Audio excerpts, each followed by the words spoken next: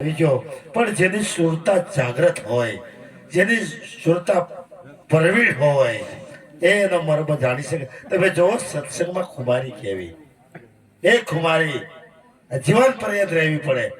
આજ હોય કાલ ના હોય એવું ના હોય. તમે મહિનામાં એક પૂનમે આવો તોય માંડ માંડ આવો.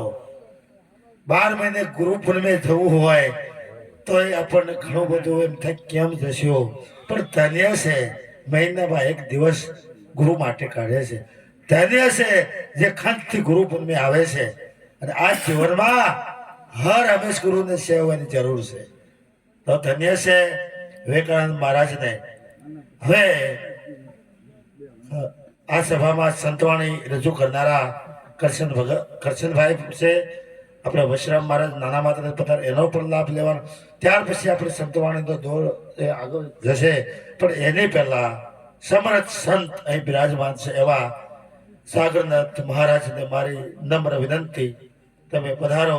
અને 30 મિનિટ સુધીનો મર્યાદિત સમય છે, પણ કદાચ થોડુંક આગુ પાછું થાય તો સંતની માટે કોઈ મર્યાદા હોતી નથી.